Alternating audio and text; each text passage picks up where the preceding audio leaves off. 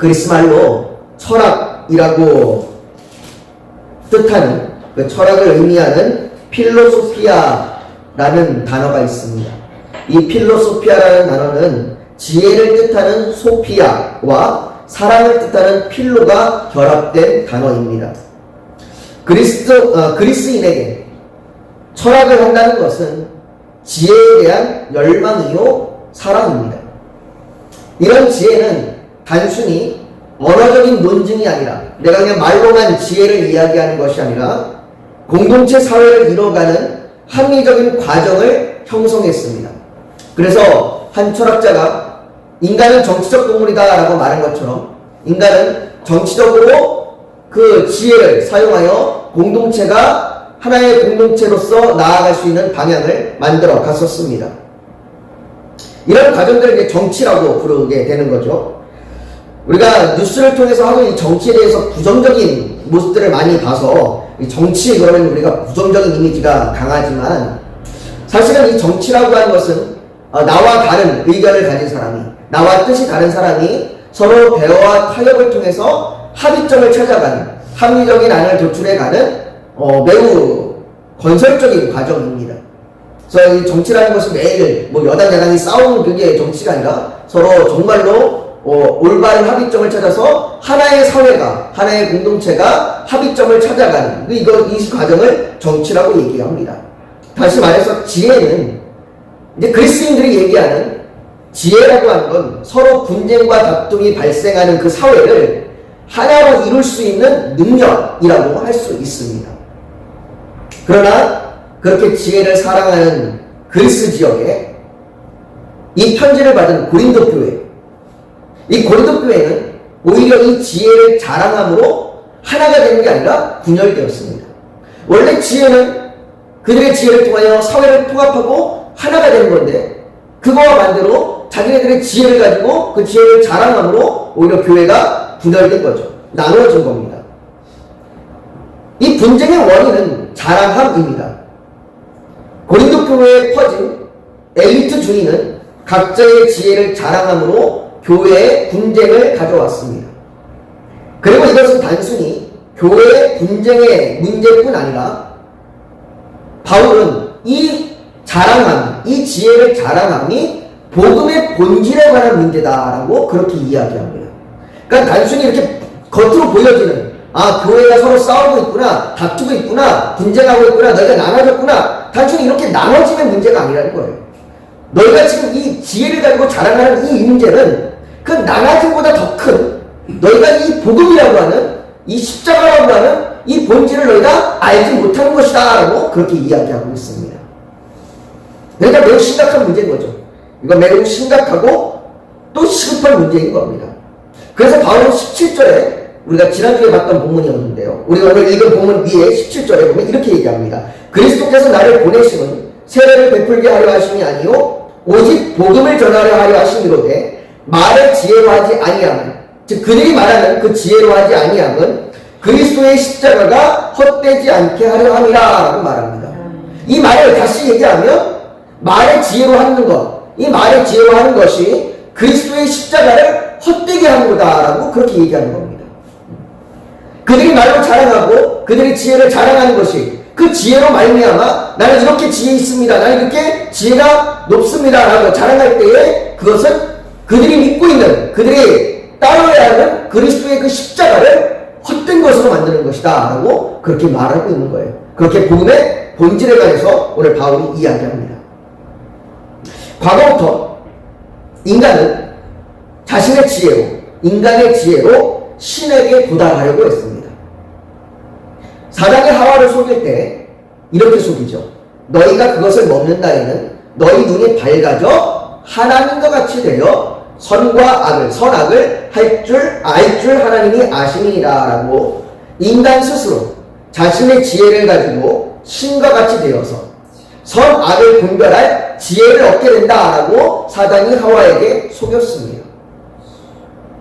이런 사단의 속임은 계속되어서 인간의 지혜로, 인간이 가지고 있는 지혜로 신에게 도달할 수 있다고 사단은 계속해서 사람들을 속입니다. 지금도 그렇게 사람들을 속이고 있는 겁니다. 그래서 사람들은 자신의 지혜를 가지고 그 자신들의 지혜로 신에게 도달하기 위하여 우상을 만들고 그 우상에 절하며 제물을 바쳤습니다. 그들이 우상에 절하면서 제물을 바치고 이렇게 예배를 제사를 드리는 이유는 그 행위를 통하여 신에게 도달하고자 하는 겁니다. 결국 우상은 인간이 만든 거잖아요. 인간의 지혜로 만든 겁니다. 로마서 1장 21절과 23절, 21절에서부터 23절 이렇게 이야기합니다. 하나님을 알되, 인간이 하나님의 자기의 지혜로 하나님을 알되 하나님을 영화롭게도 아니하며 감사하지도 아니하고 오히려 그 생각이 허망하여지고 미련한 마음이 어두워졌나니 스스로 지혜 있다 하나, 즉 인간이 지혜 있다라고 하나 어리석게 되어 썩어지지 아니하는 하나님의 영광을 썩어질 사람과 새와 짐승과 기어다니는 동물 모양의 우상으로 바꾸었느니라 라고 말합니다. 바울은 로마서를 통하여 너희가 지혜 있다고 말하나 그 지혜가 우상을 만들었다라고 얘기합니다. 너희가 신에게 도달하기 위하여, 너희가 너희의 지혜를 가지고 신에게 도달하기 위하여 너희가 너희 우상을 만들었다라고 그렇게 말하는 것이죠. 그러면서 스스로 나는 지혜 있다, 나는 지혜롭다 라고 여기는 겁니다. 그렇게 사람들은 자신들의 지혜로 만들어진 그들의 신은 사람들에게 노력과 헌신을 요구합니다. 그리고 그것이 부족할 때는 가차없이 벌로, 재앙으로 임합니다. 그게 그들이 믿는 신이에요. 그들이 그 신을 잘 섬기고 그 신에게 잘하면 그 신은 축복을 줄 거고 그 신에게 잘하지 못하면 재앙을 할 거다. 그것이 그들이 믿는 우상입니다. 그들의 신은, 그 우상은 사랑과 은혜, 자비라고는 없습니다. 오직 원인과 결과만 있을 뿐이에요. 내가 잘하면 좋은 원인을 받고 좋은 결과를 받고 내가 못하면 악한 결과를 얻는 거죠. 원인과 결과만 있을 뿐입니다. 사랑이나 은혜나 자비나 인내나 이런 것은 그들의 신에서 찾아볼 수 없습니다. 그들의 우상에게서 찾아볼 수 없습니다. 그렇기에 그들은 그들의 지혜로 만든 신에게 도달하기 위하여, 그들의 신에게 도달하기 위하여는 어떻게 해야 되냐면 내가 그 신에게 헌신할 수 있고 내가 그 신에게 잘할 수 있는 특별한 능력이 필요한 거예요. 특별한 능력이 필요하고 그 특별한 능력을 가지고 있는 일부의 계층만이 신에게 도달할 수 있다라고 그렇게 여긴 겁니다. 그래서 수많은 우상들이, 지금도 인도에 가면 인도의 그 힌두교들은 브라만이라고 하는 특정 계층만이 신에게 직접적으로 갈 수 있는, 또 수많은 우상들이 제사장들만이 신에게 갈 수 있는, 그리고 불교에서도 돈을 통하여 자신이 득도를 해야 열반에 이르게 되는 그러한 일들을 이야기하는 거죠. 특별한 계층만이, 특별한 능력이 있는 사람만이 그 지혜를 가지고 신에게 도달할 수 있다고 말하는 것이 그들이 믿고 있는, 그들이 만든 신입니다. 바울은 이런 관점에 있는 사람들, 이렇게 자신의 지혜로 자신의 신을 만드는 이런 관점에 있는 사람들을 멸망하는 자들이라고 말합니다. 그렇게 멸망하는 자들이라고 말하면서 이들에게 십자가는 지혜롭지 못하고 어리석은 것이라고 말합니다. 그들은 십자가란 지혜롭지 못한 것, 어리석은 거라고 말합니다. 십자가는 미련한 겁니다. 십자가는 인간의 지혜를 파괴하는 겁니다. 십자가는 인간의 지혜로 신에게 도달하려고 했던 그 모든 노력, 그 모든 열심, 그 모든 애씀이 다 무너져 내리는 겁니다. 어떻게 인간이 아무런 노력도 하지 않았는데, 아무런 수고도 하지 않고, 아무런 애씀도 하지 않았는데 하늘의 신이 이 땅에 내려와 자신을 제물로 드리는 그 사랑과 은혜를 베풀 수 있는가? 이 방법 앞에 인간이 지혜롭다고 여겼던 그 모든 방법들은 무너지는 거예요. 저는 우리의 그 애씀과 수고와 그 우상 앞에 행했던 그 모든 것들이 십자가 앞에서 무너지는 겁니다. 그러니까 그들은 이것이 이해가 되지 않는 거예요.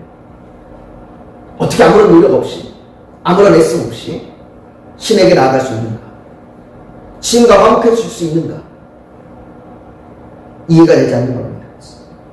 그러나 바울은 이것이 하나님의 방식이라고 말합니다. 그러면서 이사야의 말씀을 인용하여 19절에 이렇게 이야기합니다.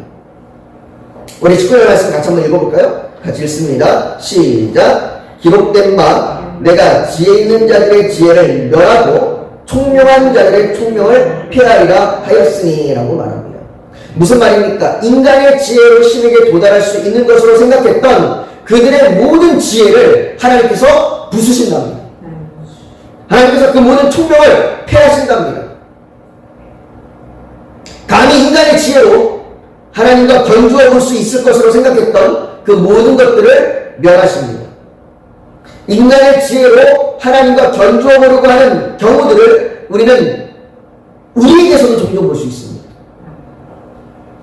우리의 뜻과 우리의 방법이 하나님의 뜻과 하나님의 방법보다 더 현실적이고 합리적이라고 우리는 생각할 때가 얼마나 많이 있는지 모릅니다. 하나님 이렇게 해주셔야 되지 않습니까? 하나님 이렇게 응답해 주셔야 되지 않습니까? 하나님 이것이 옳지 않습니까? 하나님 이런 방법으로 해야 되지 않습니까? 하나님 저 사람은 도저히 구제불능 아닙니까? 이것이 우리의 생각이 하나님의 생각보다 더 지혜롭다고 여기는, 더 옳다고 여기는, 나의 명철이 하나님의 명철보다 견줄 수 있다라고 말하는 그런 일들이 우리에게도 발견됩니다. 우리가 그렇게 하나님의 응답을 구하고 우리의 뜻대로 하나님 앞에 요청드릴 때는 우리가 너무나 많습니다. 그러나 어찌 인간의 지혜로, 우리의 지혜로 하나님과 견주어 볼 수 있겠습니까? 하나님께서 인간의 지혜를 비웃으십니다. 너희가 나와 견줄 수 있다고 여기느냐? 비웃으십니다. 바울은 20절에 얘기합니다. 지혜 있는 자가 어디 있느냐? 선비가 어디 있느냐? 이 세대의 변론가가 어디 있느냐? 하나님께서 세상의 지혜를 미련하게 하신 것이 아니냐? 이 말로 인간의 지혜로 신에게 도달할 수 있을 것이라고 여겼던, 그렇게 여기는 헬라의 철학자들, 사상가들은 어디 있느냐? 그들의 지혜가 어디 있느냐? 유대의 율법학자들은 어디 있느냐? 이 세대에 말하기 좋아하고 논쟁하기 좋아하고 꼬투리 잡고 다툼하기를 좋아하는 그 다툼을 일수하는 자들은 어디 있느냐? 유대인은 표적을 구하고 헬라인은 지혜를 찾으나 그것으로 하나님의 지혜를 견주어 볼 수 있으며 그것으로 조금이라도 구원을 얻을 수 있겠느냐? 라고 그들의 지혜를 비웃으며 이야기하는 겁니다.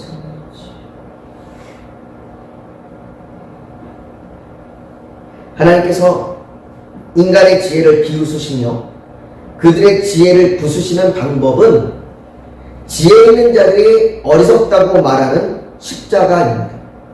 하나님은 십자가를 통해서 그들이 지혜 있다고 말하는 것들을 멸하시고 부수시는 겁니다. 하나님께서 십자가를 통해서 인간의 지혜를 부수십니다. 다시 말해 십자가를 통해 지혜 있다고 말하는 인간의 어리석음을 고발하고 계시는 거예요. 십자가 앞에 섰을 때에 우리의 지혜가 얼마나 어리석은 건지 드러나게 하시는 겁니다. 고발하시는 거예요. 바울이 25절에 이야기를 이렇게 얘기합니다. 하나님의 어리석음이 사람보다 지혜롭고 하나님의 약하심이 사람보다 강하니라. 어찌 감히 하나님과 견주어 볼 수 있겠습니까? 어찌 하나님과 비교할 수 있겠습니까? 어찌 하나님 앞에 인간이 자신의 지혜를 드러내며 자신의 강함을 드러낼 수 있겠습니까? 하나님의 지혜와 사람의 지혜는 비교하는 것조차 불가능한 겁니다. 비교의 대상거리도 되지 않는 거죠. 그러나 하나님의 지혜는 유대인에게는 거리끼고 이방인에게는 미련하게 여겨지는 그 십자가를 통해 인간을 구원하십니다. 비교거리도 안 되고 견줄거리도 되지 않는데 인간은 자신의 지혜로 말미암아 하나님의 지혜가 어리석다고 얘기하는 거예요. 하나님의 지혜가 미련하다고 얘기하는 거예요. 그게 그 십자가예요. 그러니까 하나님의 지혜는 그 십자가로 인간을 구원하십니다. 그리스도라고 부르는 것, 기름 부은 자, 왕이라고 부르시는 그 예수님께서 십자가에 못 박혀서 자신을 내어주시는 이 사실은 인간의 지혜로는 이해할 수 없는 사건입니다. 원래 십자가는 폭도들, 강도들, 노예 같은 저주받은 자들이 최후에 받는 형벌이에요.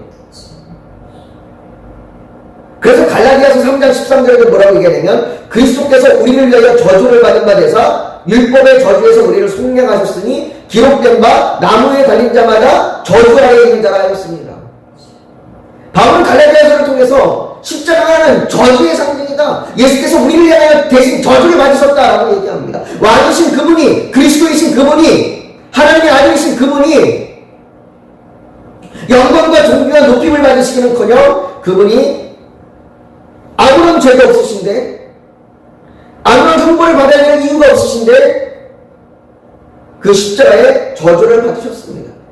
이 사실이 인간의 지혜로는 이해할 수 없는 거예요. 거리끼는 거예요. 인간의 지혜로는 부딪히는 거예요. 어떻게 이게 가능하냐? 누가 이렇게 할 수 있느냐?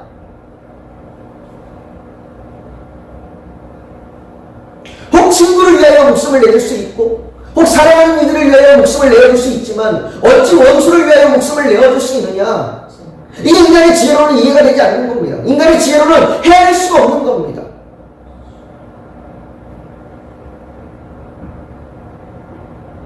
하지만 인간의 지혜로 이해할 수 없는 이 하나님의 지혜가 부르심을 받은 자들에게는 구원의 능력이 됩니다. 오직 부르심을 받은 자들에게는 유대인이나 헬라인이나 그리스도는 하나님의 능력이요 하나님의 지혜입니다. 전에는 거리꼈던 자, 전에는 미련하게 여겼던 자가 오직 그리스도 안에서 부르심을 받고 택하심을 입었을 때에 그 십자가가 능력이 됩니다. 그 복음이 능력이 됩니다. 하나님의 지혜가 됩니다. 십자가로 나타난 이 하나님의 지혜는 그저 말뿐인 능력이 아니라 효과적인 하나님의 능력입니다.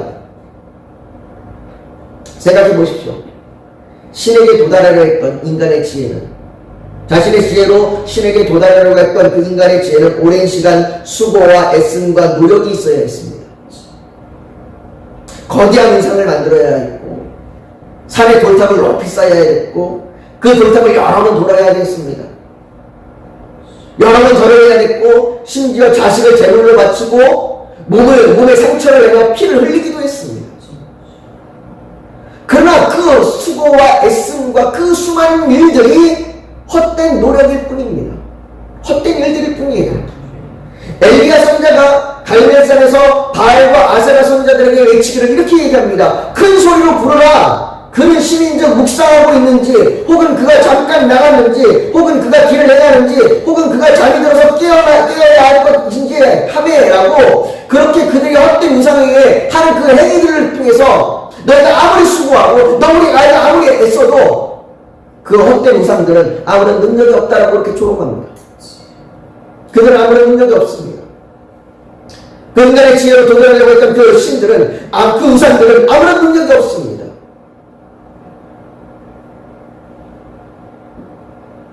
그러나 십자가는 구원의 능력입니다. 로마서 3장 25절부터 26절을 이렇게 이야기합니다. 이 예수를 하나님이 그의 피로써 믿음으로 말미암는 화목제물로 세우셨으니 이는 하나님께서 길이 참으시는 중에 전에 지은 죄를 간과하심으로 자기의 의로우심을 나타내려 하시니 곧 이때에 자기의 의로우심을 나타내사 자기도 의로우시며 또한 예수 믿는 자를 의롭다 하려 하심이라 라고 그렇게 말합니다. 하나님께서는 예수 그리스도를 십자가에 내어주심으로 구원을 베풀어 주셨습니다. 이것이 구원에 이르는 유일한 길입니다. 이것이 인간이 의로워질 수 있는 유일한 길입니다.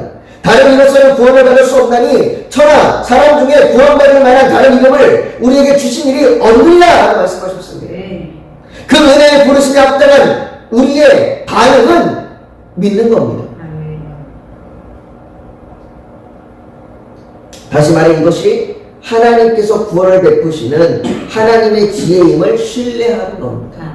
나의 지혜를 신뢰하는 것이 아니라, 나의 지혜를 자랑하는 것이 아니라 하나님의 지혜를 신뢰하며 따라가는 것, 이것이 믿음입니다.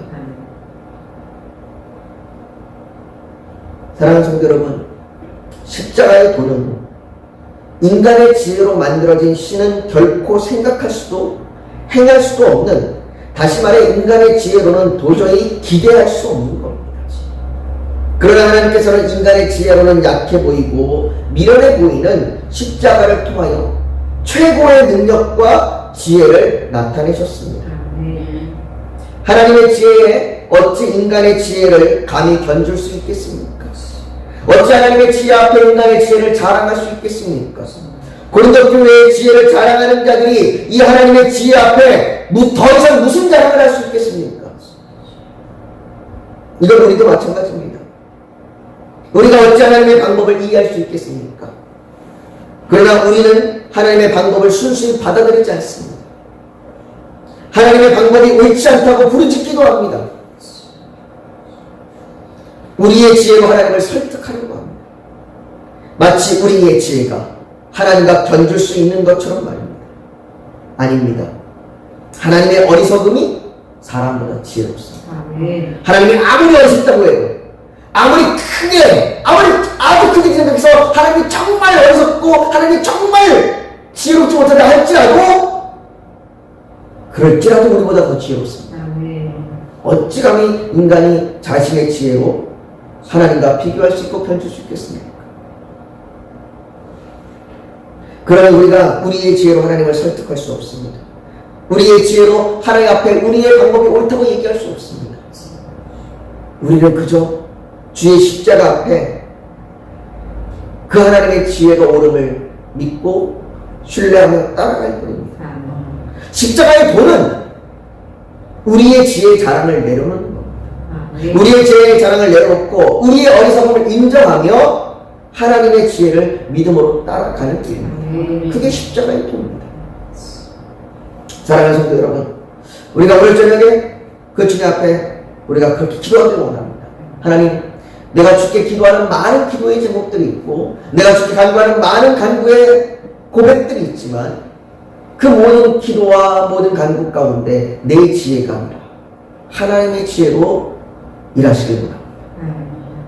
내가 하나님 앞에 내 지혜로 아무리 외쳐도 그것은 미련한 짓이요 어리석은 짓일 뿐입니다. 하나님의 지혜로 내게 임하여 주시옵소서. 내가 내 지혜를 내려놓고 주님을 신뢰하며 따라가겠습니다. 우리가 오늘 저녁에 그렇게 주님 앞에 우리 주여 한번 부르짖고 같이 기도하며 나아가기 원합니다. 같이 기도하겠습니다. 거룩하신 아버지 하나님, 인간의 지혜로 어찌 하나님과 견줄 수 있겠습니까? 아버지, 우리의 지혜로 어찌 하나님 앞에 우리의 지혜를 자랑할 수 있겠습니까? 어찌 하나님 앞에 우리가 옳다고 우리의 방식이 맞다고 얘기할 수 있겠습니까? 아버지 하나님, 하나님께서 하나님의 지혜, 그 십자가의 능력으로 그 십자가로 우리의 지혜를 깨뜨리고 부수시며 우리의 어리석음을 고발하십니다. 아버지 하나님, 우리는 어리석음을 풀립니다. 우리는 아버지 하나님, 우리는 헛된 길을 쫓아갈 뿐입니다. 그러나 주의 십자가는 하나님의 지혜의 능력이 있습니다. 그 십자가의 은혜가, 그 십자가의 능력이 능히 우리를 구원하며 능히 우리를 살립니다. 아버지 하나님, 그러니 우리가 주님의 그 십자가의 길로 나아가게 하여 주시옵소서. 우리가 주를 신뢰하며 하나님의 지혜를 따라 나아가게 하여 주시옵소서. 우리의 삶에 일어나는 모든 일들 가운데에 아버지 하나님, 우리의 지혜가 아닌 하나님의 지혜를 믿고 나아가게 하여 주시옵소서. 아버지 하나님, 우리 교회를 풀어줘서 우리의 지혜, 우리 교회 가운데 아버지 하나님의 행하심이 이루어지게 하여 주시옵소서. 주께서 택하신 자들에게 주께 나와 아버지 하나님 그 십자가의 앞에 무릎 꿇고 주를 경배하며 나아갈 수 있는 예배자들이 되게 하여 주시옵소서. 우리 교회가 그렇게 그 예배자들이 모여 함께 예배하는 예배 공동체가 되게 하여 주시옵소서. 아버지, 우리 성도들에게 강한 믿음을 주시옵소서. 견고한 믿음을 주시옵소서. 어떠한 절대의 교회도 넘어지지 않는 믿음을 주시옵소서. 끝까지 인내하며 나아갈 수 있도록 주여 오직 주를 신뢰하며 믿으며 나아가게 하여 주시옵소서. 두려움과 환난과 핍박과 염려와 근심이 우리 성도들을 해치 못하게 하여 주시옵소서. 주의 성령으로 지켜주시고 보호하여 주시옵소서. 아버지, 선교사님들에게 힘을 주시옵소서. 그들의 사역 가운데 능력과 은혜를 더하여 주시옵시고 위로함을 더하여 주시옵소서. 아버지 하나님, 우리의 처지와 형편을 하시는 주님이시오. 우리의 삶의 문제들을 주 앞에 올려드리오니 아버지 하나님의 뜻대로, 하나님의 방법대로, 하나님의 그 선한 길로 아버지 우리에게 역사하여 주시옵소서. 주여, 아버지, 우리 마음에 그 하나님의 선하심을 알게 하여 주셔서 우리가 간구하는 것이 우리의 지혜가 아니라 하나님의 뜻을 구하게 하여 주시옵소서. 아버지, 간절히 원하오니 주여 성령이 우리에게 말씀하여 주셔서 우리가 주의 뜻을 구하며 하나님을 신뢰하며 믿음으로 나갈 수 있도록 힘을 주시옵소서. 우리의 질병 가운데, 우리의 가정의 문제 가운데, 우리의 직장의 문제 가운데, 우리의 자녀의 형편 가운데, 우리의 자녀들의 문제 가운데, 사람과 이웃과의 관계 가운데 아버지 우리가 그렇게 하나님의 뜻대로 하나님을 사랑하고 이웃을 사랑하며 살아가게 하여 주시옵소서. 모든 능력이 하나님께 있습니다. 모든 지혜가 하나님께 있습니다. 그 하나님을 바라고 소망하며 간구하오니 주여 역사하여 주시옵소서. 모든 것 주 앞에 올려드리며 예수님의 이름으로 기도하옵나이다. 아멘.